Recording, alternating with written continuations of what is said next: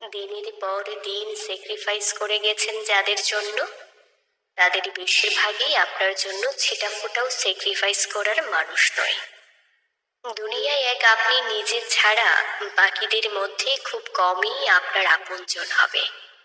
দেখবেন যাদের জন্য প্রচন্ড রোদে, প্রচন্ড বৃষ্টিতে, ঝড়ে নিজের মাথার ছাতাটাও দিয়ে দিয়েছেন, তাদের বেশিরভাগই সুযোগ পেলে আপনার অবলম্বনের শেষ খুঁটিটাও কেড়ে নিতে পারে। যাদের জন্য নির্ঘুম রাত কাটিয়েছেন, তাদের বেশিরভাগই দেখবেন জীবনের কোনো একটা পর্যায়ে গিয়ে আপনার চোখের জলের কারণ হবে। মানুষই এই পৃথিবীতে সবচেয়ে হিংস্র এবং ভয়ানক প্রাণী। হ্যাঁ, মানুষই এই পৃথিবীতে সবচেয়ে হিংস্র এবং ভয়ানক প্রাণী।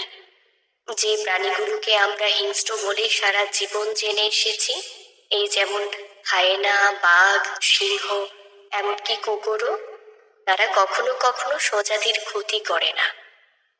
একমাত্র মানুষই স্বজাতি এমনকি নিজের উপকারীরও ক্ষতি করতে পারে। নিজের উপকারীর ক্ষতি করতে দ্বিতীয়বার ভাবে না মানুষ। মানুষ হয়ে বাঁচতে চাইলে মানুষ চিনতে হয় সবার আগে। এই যে দিনের পর দিন, বছরের পর বছর কিছু মানুষের জন্য নিজের সব সুখ বিসর্জন দিয়ে চলেছেন, আপনার বিপদে ওরা কখনোই পাশে দাঁড়াবে না। আপনার মন খারাপে ওদের কিচ্ছু যায় আসবে না। ওদের মনের মতো করে না চললে আপনি তাদের কাছে খারাপ হয়ে যাবেন। একবার বেশি দিলে আরেকবার একটু কম যদি দেন, তাহলে দেখবেন তারা আর আপনাকে ভালোবাসছে না। একটা কথা কি জানেন, মানুষকে বেশি মূল্যায়ন না দিয়ে পোষা প্রাণীকেও মূল্যায়ন দেওয়া ভালো। কেন জানেন? আপনার মাথার উপর ছাদ না থাকলেও, সহজেই চলে যাবার মতো অট্টালিকা চোখের সামনে দাঁড়িয়ে থাকলেও, রোদে, বৃষ্টিতে, ধুলাবালিতে মাথা গুঁজে ওরা আপনার সঙ্গেই থেকে যাবে। মানুষ চলে যায়, তবে পোষা প্রাণী থেকে যায়। যতক্ষণ তার প্রাণ আছে, দেখবেন ততক্ষণ আপনার পোষা প্রাণীটা আপনাকে ছেড়ে কোথাও যাবে না। সত্যি, মানুষ হয়ে বাঁচতে গেলে মানুষ চিনতে হয় সবার আগে। আপনার মনে বা আপনার হৃদয়ে বা আপনার ঘরে আপনি কাকে ঢোকাবেন, তাকে আগে চিনতে হবে, জানতে হবে। সে যেন আবার আপনাকে আঘাত দিয়ে আপনার ক্ষতির কারণ না হয়ে দাঁড়ায়।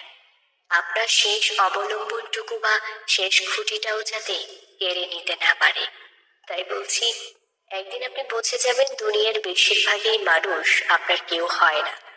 একদিন জেনে যাবেন যাদের পেছনে বছরের পর বছর কষ্ট করে গেছেন, দিনের পর দিন স্যাক্রিফাইস করে গেছেন, তাদের বেশিরভাগই আপনার জন্য ছিটেফোঁটাও স্যাক্রিফাইস করার মানুষ না।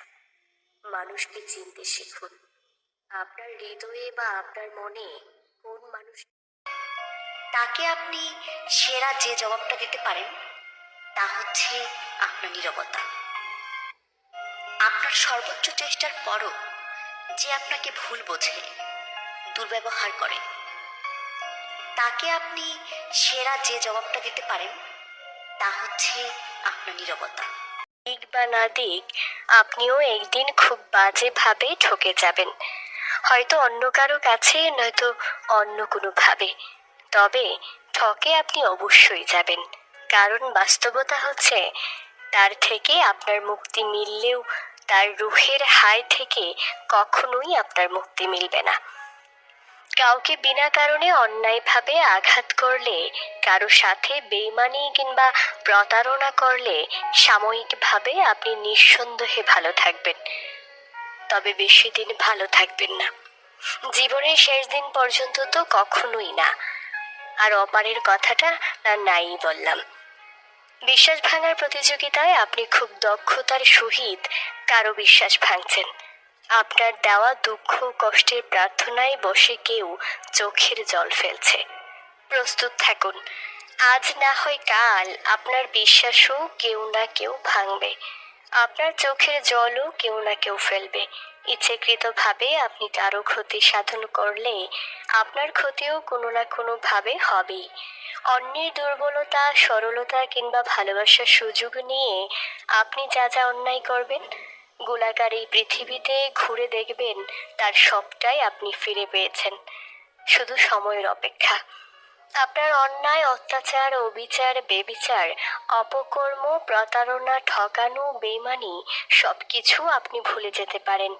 যার সাথে করেছেন সেও হয়তো কোনো দিন ভুলে যেতে পারে, কিন্তু প্রকৃতি কখনোই কোনোভাবেই এসব ভুলবে না। তাই আপনার কর্ম ভালো হোক বা মন্দ, প্রকৃতি আপনাকে সেভাবেই সবটা ফিরিয়ে দেবে। ভালো কর্ম করলে ভালো, আর মন্দ কর্ম করলে মন্দ। সে যাই হোক, কোনো না কোনোভাবে আপনাকে সে অবশ্যই ফিরিয়ে দেবে। মনে রাখবেন, গোলাকার এই পৃথিবীতে ভালো মন্দ সবকিছুই ঘুরে ফিরে আসে।